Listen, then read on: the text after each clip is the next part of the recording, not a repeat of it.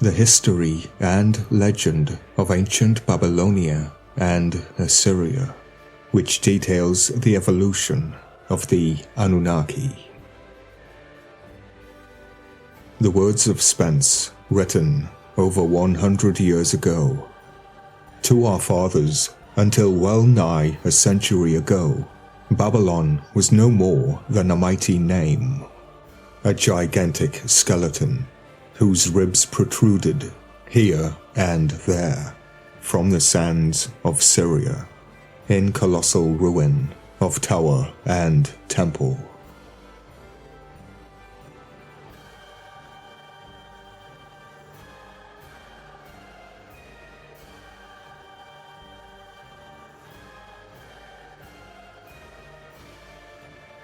But now the grey shroud, which hid from view the remains of the glow and glitter of her ancient splendour, has, to some extent, been withdrawn, and through the labours of a band of scholars and explorers, whose lives and work must be classed among the most romantic passages in the history of human effort, we are now enabled to view the wondrous panorama of human civilization as it evolved in the valleys of the Tigris and Euphrates.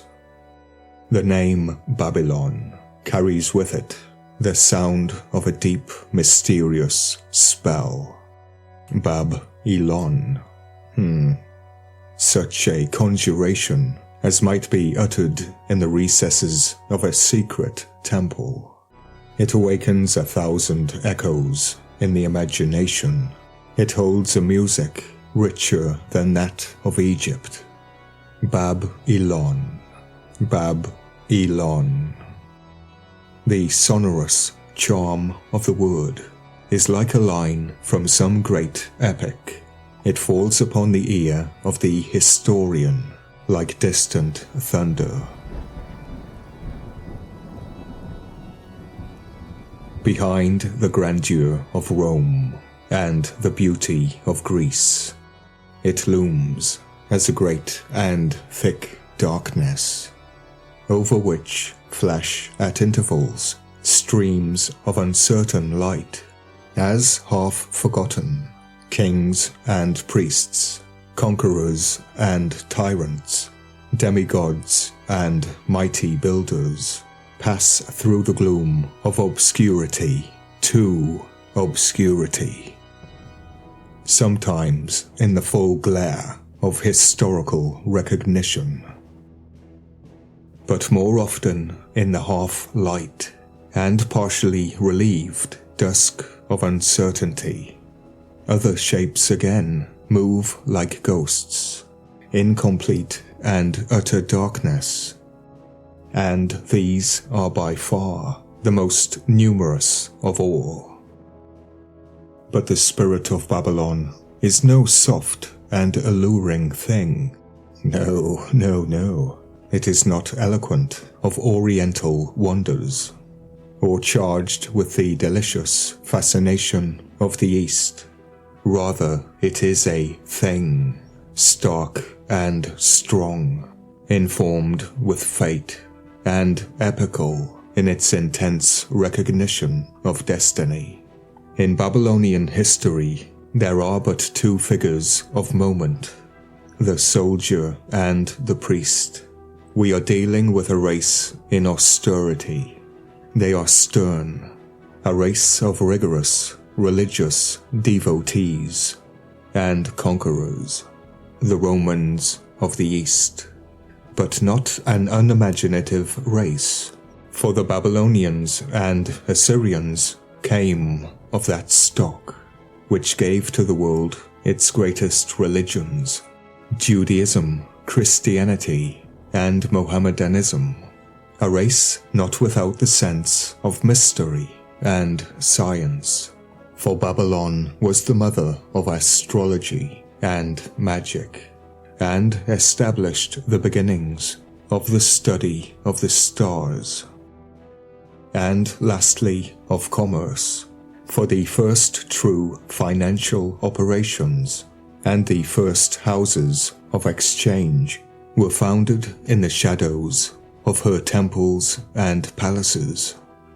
The boundaries of the land, where the races of Babylonia and Assyria evolved one of the most remarkable and original civilizations in the world's history, are the two mighty rivers of Western Asia, the Tigris and the Euphrates, Assyria being identical with the more northerly and mountainous portion, and Babylonia with the most southerly part, which inclined to be flat and marshy. Both parts of the country were inhabited by people of the same race, except that the Assyrians had acquired the characteristics of a population dwelling in a hilly country, and had become to some extent intermingled with Hittite and Amorite elements.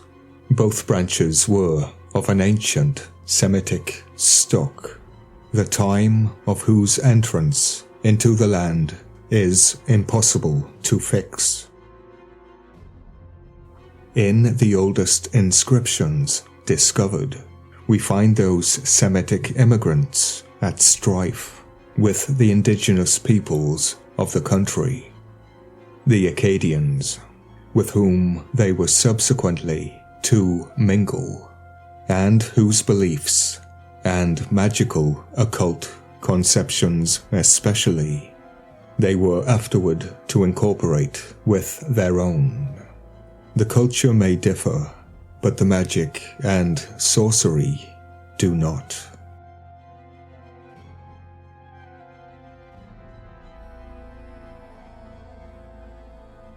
The Acadians. Who were the Acadians, whom the Babylonian Semites came to displace, but with whom they finally mingled? Great and bitter has been the controversy which has raged around the racial affinities of this people. Some have held that the Acadians themselves were of Semitic stock.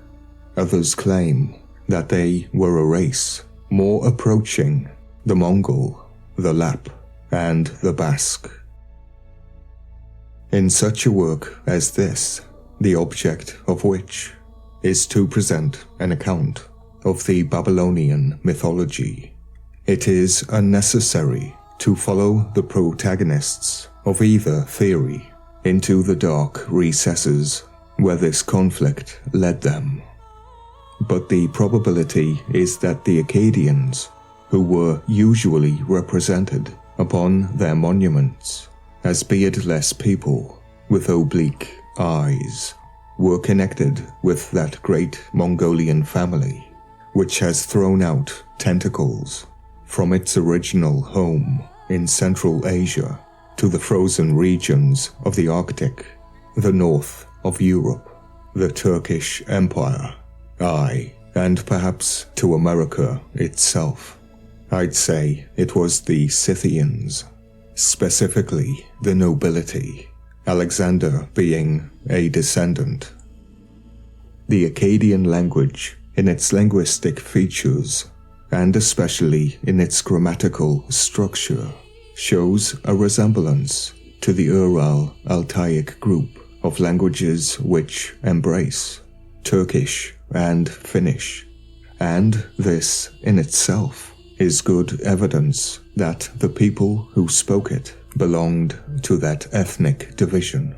But the question is a thorny one, and pages, nay, volumes, might be occupied in presenting the arguments for and against such a belief. It was from the Acadians, however, that the Babylonian Semites received their germs of their culture. Indeed, it may be avowed that this aboriginal people carried them well on the way to civilization.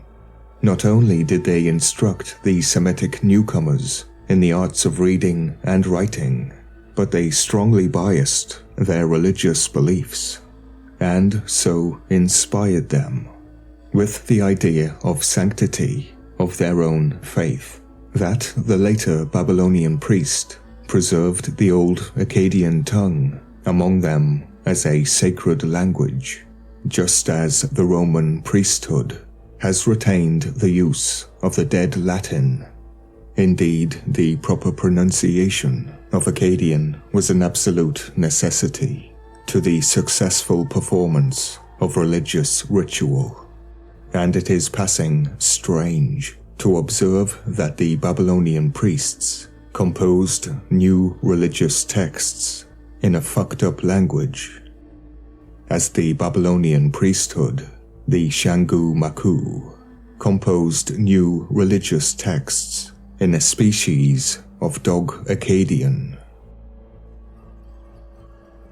Just as the monks of the Middle Ages composed their writings in dog Latin, with such zeal have the religious in all ages clung to the cult of the ancient, the mystic, half-forgotten thing, unknown to the vulgar. When we first encounter Babylonian civilization, we find it grouped round about two nuclei, Nippur in the north and Eridu in the south. The first had grown up around the sanctuary of the god Enlil, formerly Zu, who held sway over the ghostly, animistic spirits, which, at his bidding, might pose as friends or enemies of men. The daemon, possessing spirits who can't be told apart, and it's even worse because they purposely fucked up the language.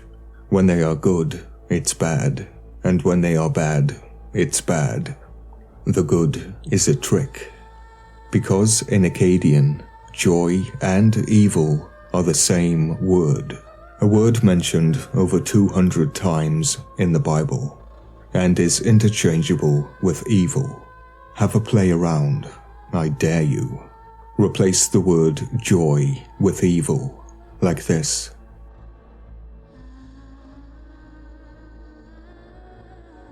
A more civilized deity held sway at Eridu, which was the home of Ea, little Enlil, Enlil's twin self, Ea Enki, otherwise known as Owans, the root for the name John.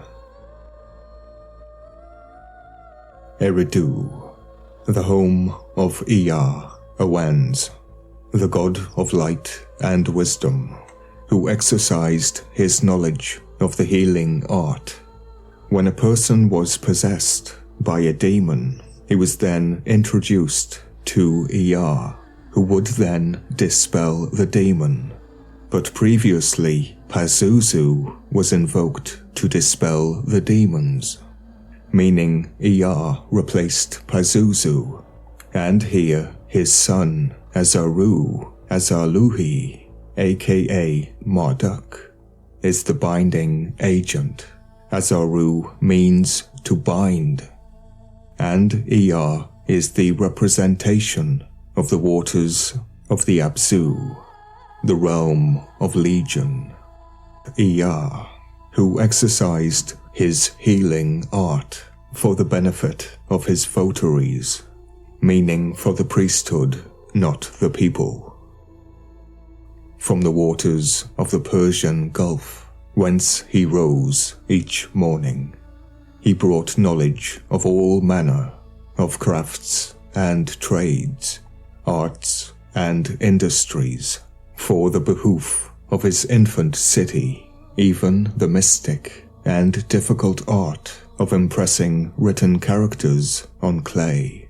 It is a beautiful picture, which we have from the old legend.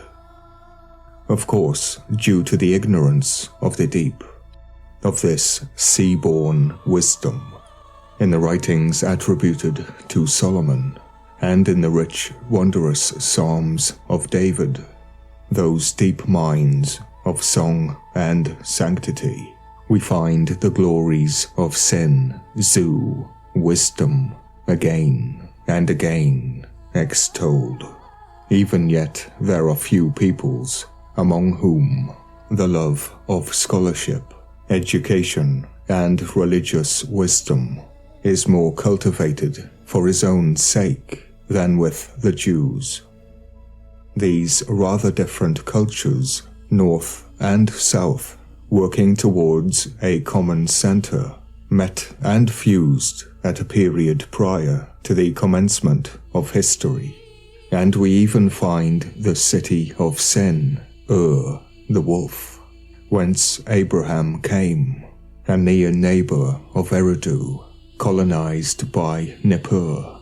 The culture of Eridu prevailed nevertheless, and its mightiest offshoot was the ultimate center of Euphratian civilization, Babylon itself. The first founders of the city were undoubtedly of Sumerian stock, the expression Sumerian being that in vogue among modern scholars for the old Acadian, and therefore they are interchangeable with it and all that trickles down from it.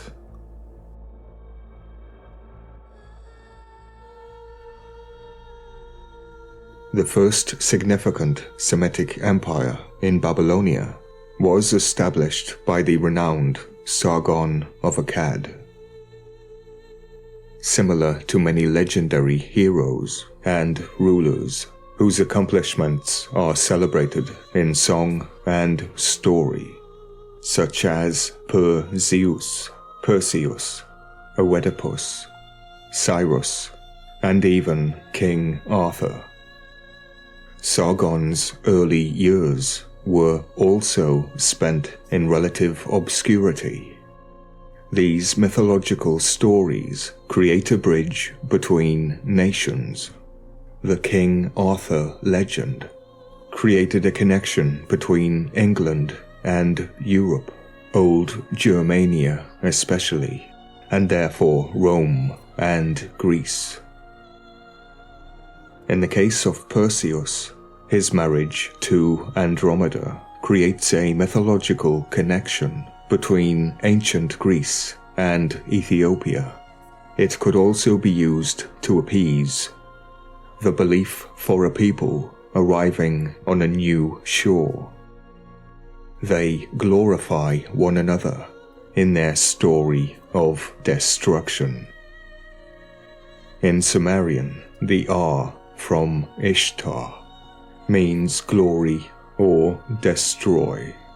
It is glorified destruction, as seen in the biblical story, the destruction of the city of Ar.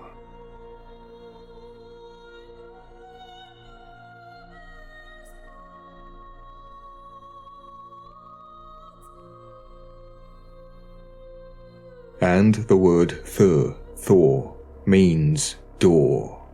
The door or gate for glorified destruction. In the same manner, Ishtar means the pit of destruction. If we put them together, the word Artar, we find that it is a variation of the word altar. Is this not the altar of the fatal children? I remind you that many of these figures are connected to the word destroy, the destroyer. Quite fittingly, Sargon is considered to be one of the fatal children. A saint could also be a fatal child.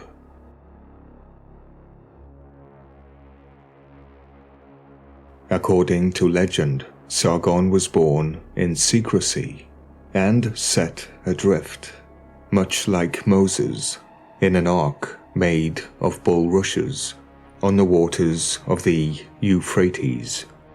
He was later rescued and raised by a farmer named Akki.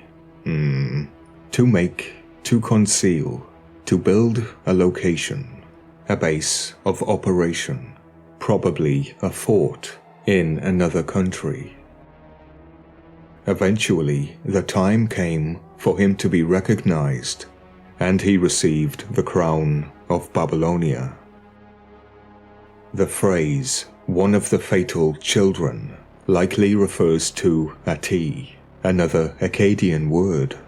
Ati is the main character in the book The Fatal Child by John G. H. Dickinson, who is Aya, a beautiful but troubled child, afflicted by reoccurring nightmares and unable to trust anybody.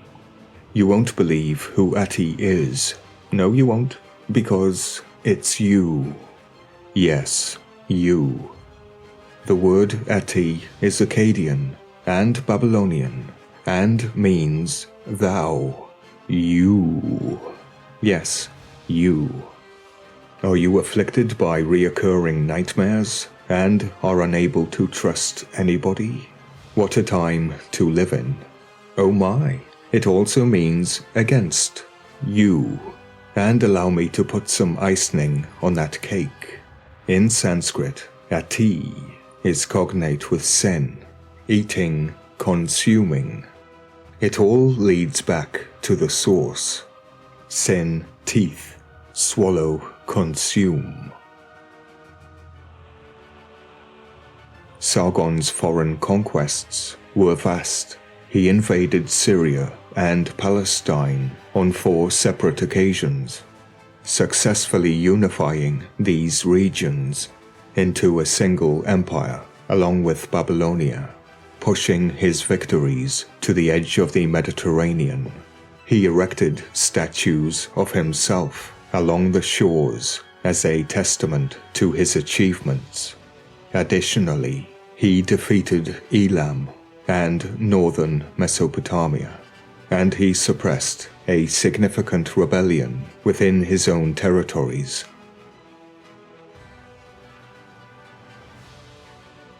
Naram-Sin, the son of his predecessor, adopted the title King of 4 Zones and expanded the empire he inherited from his father, reaching as far as Arabia. B and P are interchangeable. A monument discovered by J. D. Morgan at Susa illustrates his victory over the conquered Elamites. He is seen passing his spear through the prostrate body of a warrior, whose hands are upraised, pleading for quarter.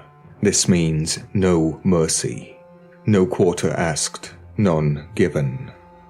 Remember, what goes around comes around. Karma is a bitch. His headdress is ornamented with horns emblematic of divinity, for the early Babylonian kings were the direct vicegerents of the gods on earth. Don't worry, I've never seen that word either. I thought it may be a misspelling of vice-regent, from Latin to reign, to govern, vice-regri, but the concept of vicegerency, or caliph fatala, is a core principle in Islamic theology. By around 3800 BC, the resources of the region had already been significantly utilized by the Semitic conquerors. Their assimilation of Sumerian civilization enabled them to make remarkable advancements in the arts, some of their achievements in bas-relief, as well as in the equally challenging craft of gem cutting, rank among the finest examples of Babylonian art.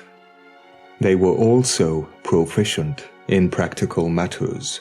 They built roads through the most important area of the empire, along which a postal service delivered messages at regular intervals. The letters were marked with clay seals, imprinted with the name Sargon. Sargon refers to he who takes away protection, a claim within a name. Sargon also means the king is legitimate. He is one of the greatest Assyrian kings and is mentioned by name only once in scripture, in Isaiah 21, a prophecy against Babylon, a prophecy against the desert by the sea. Like whirlwinds sweeping through the south land, an invader comes from the desert, from a land of terror. Pazuzu is a dust demon of the southwest wind, a creature from the land of terror, the god of the netherworld river that leads to the Abzu, the sea. Sargon is known as the Prince of the Sea. I remind you again, the word sea, Thalath or Thalassa, can also be interpreted as moon. In Sanskrit, ati means eating and consuming, and is cognate with the Sumerian Sin, Lord Zu, the moon god. And it's worth noting that the ati is connected to the word gati or kati or katai, referring to a cat. Meow. The cat, the lion, interchangeable with wolf. He who takes away protection, the protection demon, Sargon, the king of the gods. The first library in Babylonia. The great Sargon of Akkad is also famous as the first founder of a Babylonian library. This library appears to have contained works of a most surprising nature, having regard to the period in which it was instituted. One of these was entitled The Observations of Bel. It appears to be a Gudea, as it consisted of no less than 72 books dealing with astronomical matters of considerable complexity. It registered and described the appearances of comets, conjunctions of the sun and moon, the phases of the planet Venus, besides recording many eclipses. This wonderful book was long afterward translated into Greek by the Babylonian historian Berossus, and it demonstrates the great antiquity of Babylonian astronomical science, even at its very early time. Another famous work contained in the library of Sargon dealt with omens, the manner of casting them, and their interpretation, a very important side issue of Babylonian magico-religious practice. Among the conquests of the great Sargon, whose splendor shines through the shadows of antiquity, like a distant flash of arms on a misty day, was the fair island of Cyprus. Even imagination reels at the well-authenticated assertion that 5,700 years ago, the keels of the Babylonian conqueror cut the waves of the Mediterranean and landed upon the shores of flowery Cyprus. Stern Semitic warriors who, loading themselves with loot, erected statues of their royal leader and returned with their booty in a Cyprian temple that D. Cesnola discovered.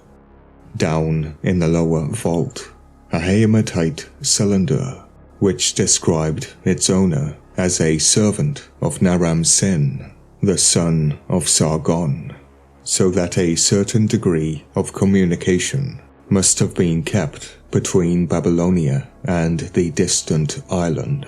In the same way, Egypt and Crete were bound to each other by ties of culture and commerce.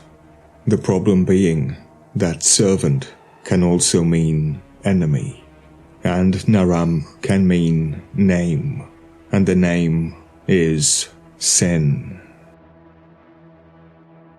The statue of Sin was placed beyond the borders of Assyria to poison the land and its people, in order to make it ripe for the plucking.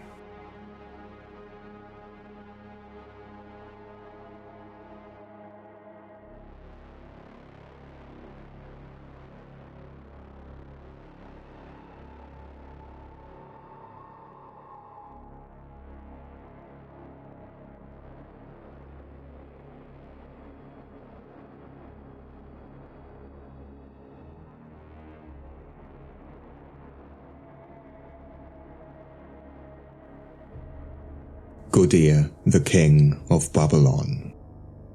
The empire which Sargon of Akkad had founded was doomed to precipitate in ruin. The seat of power was diverted southward to the city of Sin, in the reign of Dungi, one of the monarchs who ruled from the southern realm. A great vassal of the throne, King Gudea stands out as one of the most remarkable characters in Babylonian antiquity. This Gudea, from 2700 BC, was a high priest of Lagash, a city perhaps 30 miles north of and was famous as a patron of the architectural and allied arts.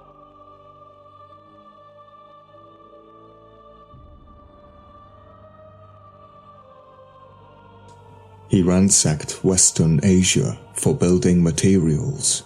Arabia supplied him with copper for ornamentation, the Amam's mountains with cedar wood, the quarries of Lebanon with stone, while the desert adjacent to Palestine furnished Gudea with rich stones for use in decorative work, and the districts on the shores of the Persian Gulf with timber for ordinary building purposes. His architectural ability is relayed in a plan for his palace, measured to scale, which is carved upon his lap on one of his statues